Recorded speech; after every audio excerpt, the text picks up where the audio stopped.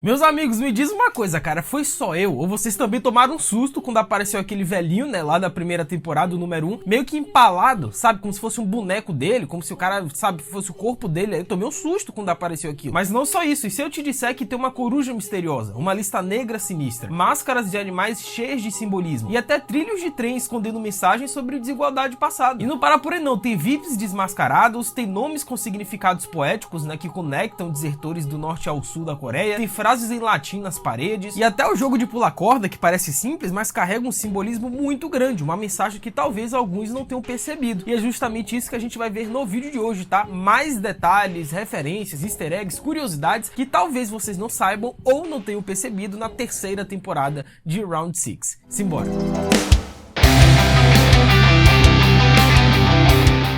Hello, my friends, Geek na voz. Eu não vou nem perguntar se vocês notaram isso, porque com certeza todo mundo foi impactado quando viu aquela imagem, que é aquele protótipo meio que bizarro do velhinho número 1 lá da primeira temporada. Eu confesso que quando eu vi aquilo pela primeira vez eu tomei um susto, né? Ele do lado da roupa lá, o terno com a coruja e tal, mas o velhinho empalado eu tomei um susto. Afinal, o Oli-Nan, ele teve um papel duplo e super marcante, né? Ele foi tanto um personagem curioso envolvente nos jogos originais, quanto o criador impiedoso que bolou toda a ideia como forma de divertir os mais ricos. E no penúltimo episódio da série, a Noelle consegue invadir a sala do Frontman e acaba se deparando com várias revelações surpreendentes depois de um encontro tenso com o gerente, né? Porque quando ela abre a porta no cômodo, tem meio que dois manequins. Um é justamente uma figura de terno, né, com a máscara de coruja, e do outro lado, aparentemente, é um protótipo do Oli-Nan, do velhinho lá da primeira temporada, que era o grande criador desses jogos. E aparentemente aquela forma, aquele protótipo, foi utilizado para encenar a morte dele lá na primeira temporada. Só que o detalhe que chama a atenção é a coruja, né? Um símbolo carregado de significados como morte, azar e ligação com o mundo espiritual, cara. Então, de certo modo, o Oli-Nan, ele representava essa presença sombria da morte. E o fato dos jogos continuarem mesmo depois que ele morre mostra que ele ainda está ligado a tudo, né? Mesmo do outro lado. Agora, outro detalhe que talvez tenha passado despercebido por vocês é a lista negra que a Noelle conseguiu lá naquela sala dos arquivos. Quem percebeu? Pois uma área que chama bastante atenção, apesar de aparecer só em poucos momentos ao longo da série, é a sala de registros, né? Onde ficam armazenadas todas as informações sobre os competidores e os guardas envolvidos nos jogos. E lá dentro tem prateleiras repletas de arquivos organizados, um para cada edição do jogo. Só que entre tantos registros, tem um ao lado do quadro que foi colocado ali propositalmente, e a câmera meio que deu um zoom para dizer que aquilo ali é importante, embora a gente não saiba ao certo o que é 100% daquilo. Trata-se de um único arquivo chamado Lista Negra, né, posicionado estrategicamente ao lado dos documentos referente aos jogos de 2024. É uma adição simples, mas que diz muito sobre como funciona a seleção dos participantes, né? E o processo vai além de apenas escolher pessoas em situações vulneráveis, parece ser bem mais criterioso. E claramente tem indivíduos que precisam ser barrados ou que não podem retornar aos jogos de jeito nenhum. Quem sabe até esses nomes, né, que estão dentro daquela pasta da lista negra sejam alguns VIPs que tiveram problemas com os organizadores, e VIPs esses que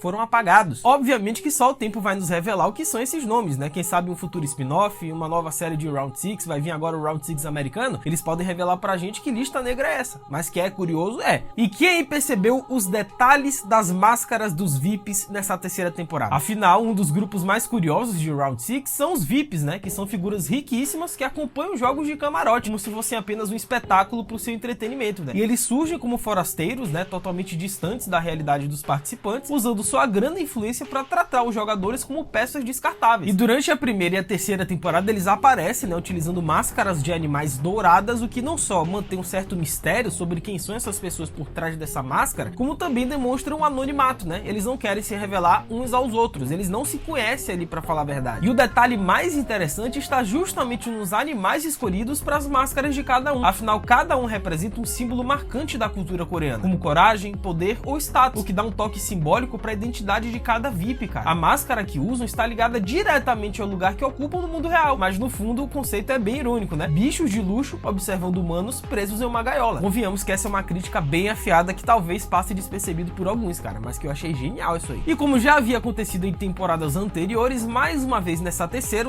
as paredes dos dormitórios meio que entregaram os jogos que a gente iria ver nessa terceira temporada. E o mais curioso é que em momento algum os participantes se deram conta disso, de que os jogos que eles iriam enfrentar estavam nas paredes. Pois ao longo das temporadas de Round 6, os cenários foram mudando bastante, né? E a terceira temporada trouxe algumas adições bem interessantes à sala principal do jogo. Logo de cara, dá pra notar pequenas imagens de pessoas posicionadas no topo do cenário representando o jogo final, né? Aquele cheio de quedas. E curiosamente, nenhum jogador parece ter se dado conta disso. Só que o detalhe mais interessante, cara, nas paredes é uma frase em latim que eles colocaram nessa terceira temporada. Isso daí pra mim é a chave. É algo como Hod mihi kras tibi. E a tradução, algo como hoje sou eu, amanhã é você. Uma expressão comum em lápides e túmulos, usado como um lembrete sombrio de que tudo é passageiro e que nos jogos qualquer um pode ser o próximo a cair. É aquele toque filosófico e sinistro que só Round 6 sabe entregar, né? Cá entre nós. Agora, outro detalhe sensacional é a voadora no like aí embaixo, cara. Aproveita que temos muito ainda que comentar nesse vídeo, vários detalhes e easter eggs. Deixa a voadora, se inscreve no canal, ativa o sininho, segue o Geek no Insta, tá? @LucasMGeek. Tô postando conteúdos exclusivos por lá também, que eu não trago aqui pro canal. Faz tudo isso que é nóis.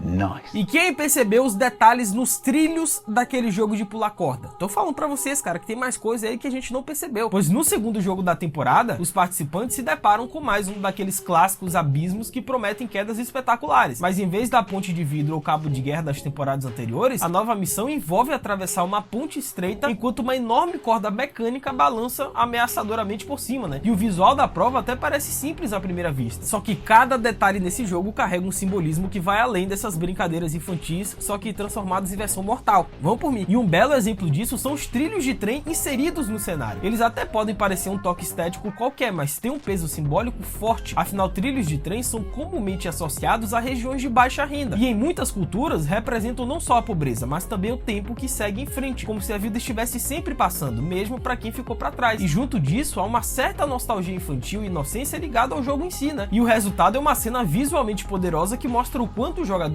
estão desconectados de suas raízes, né? Presos entre o passado e a brutalidade do presente. Sendo que a fé dos jogadores também foi outra simbologia muito forte nessa terceira temporada, que foi representada de diversas formas através de vários objetos. Pois durante os jogos, muita gente apela para Deus ou mostra algum tipo de fé, né? Seja em uma religião ou então uma força maior. Só que prestando mais atenção nas cenas, dá para perceber que as referências religiosas vão muito além de umas preces soltas no desespero, né? E tem cruz espalhada para tudo que é canto, frases com o peso bíblico nos diálogos e até símbolos mais discretos, né? Só que carregados de significado. E um dos objetos mais marcantes que representam, querendo ou não, a fé desses personagens é aquela cruz que o Thanos carregava para poder utilizar as drogas dentro. Pois é, aquilo que deveria representar a fé virou literalmente uma fuga da realidade para alguns jogadores. Mas quando o estoque acaba, a esperança também vai junto. E o que sobra é só o vazio, o medo e a morte batendo na porta, cara. Essa simbologia é absurda na terceira temporada. E quem percebeu que a Saybiq, né, aquela garota lá da primeira temporada, que foi uma das finalistas, ela também apareceu, foi referenciada nessa terceira temporada. Mas não é essa cena que vocês estão pensando com o Ji-Hoon não, tá? É outra coisa aqui. Pois ao longo das 3 temporadas da série, vimos jogadores de várias partes do mundo e de diferentes etnias, todos reunidos sobre o mesmo teto e tratados de forma igual. E uma dessas participantes foi a Kang Saybiq, mais conhecida como a jogadora 67, uma desertora da Coreia do Norte que fugiu para a Coreia do Sul. E apesar da Saybiq não ter sobrevivido lá na primeira temporada, só que a terceira agora de Round 6 deu um destaque muito grande para outra desertora. Nesse caso é a Noelle, né, que faz parte do grupo de guardas com traje rosa, é a número 11. Só que o que une essas duas personagens não é só o passado em comum, mas também o significado de seus nomes. O nome de Saybiq quer dizer amanhecer no rio, enquanto o nome da Noelle significa pôr do sol no rio. É como se de forma simbólica o enredo fizesse questão de mostrar que os sacrifícios feitos dentro do jogo continuam vivos na memória, mas nunca esquecidos. Sendo que até a música de pular corda também tem algumas conotações sinistras que talvez vocês não tenham percebido, tá? Isso daí é uma referência absurda, velho. Pois no jogo de pular corda, toca uma música enquanto os jogadores atravessam uma ponte e a corda gira. Parece algo inocente, até nostálgico, mas se você traduz a letra, você percebe que ela antecepe as mortes que estão prestes a acontecer, cara. Isso daí, quando eu traduzi, foi genial. E um dos versos diz o seguinte: amiguinho, amiguinho, vire-se. Essa frase se conecta diretamente ao que acontece com a jogadora 349, pois quando a jogadora 98 começa a empurrar os outros pra morte, a 349 percebe que não vai conseguir atravessar. E em vez de de seguir em frente, ela se vira, talvez numa tentativa de parar o jogo, mas é claro que isso não acaba bem pra ela, né? Sendo que outras partes, né, outros versos dessa música são ainda mais sinistros, cara. Tudo tá conectado. Tem uma parte que diz, toque o chão, que pode ser interpretado como se for atingido, vai direto pro chão, ou então, melhor, pro abismo, né? E tem também a frase, agora vai embora, que é simples e direto, né? Caiu da viga, adeus. E tem até um toque seu dedo do pé, que talvez se refira ao fato de que se você não pular a tempo, a viga bate nos seus pés e, bom, você vai pro abismo. E sobrou até referência pra Marvel e a DC, cara. Isso daí eu achei genial. Nunca imaginei que Round 6 faria uma referência a Marvel e DC. Porque durante os jogos, né, os VIPs, eles estavam comentando entre si sobre o fato da Jill ter dado à luz, né, um bebê nascer no meio daquele caos. E um deles observa que ela pode ser um surto de força materna e se transformar em uma espécie de super-heroína da Marvel. E aí um dos VIPs pergunta, tipo a Mulher Maravilha? E aí um dos VIPs chega e corrige, não, ela não é da Marvel, Mulher Maravilha é da DC. A cena é rápida, mas diz muito, né, especialmente sobre a desconexão entre os ricos entediados e os jogadores desesperados, cara. Mas e aí, teve algum outro detalhe, referência, easter egg que o Geek não pescou, mas que vale a pena você comentar? Deixa aí que eu vou estar lendo e respondendo todo mundo. É isso, até a próxima, valeu, falou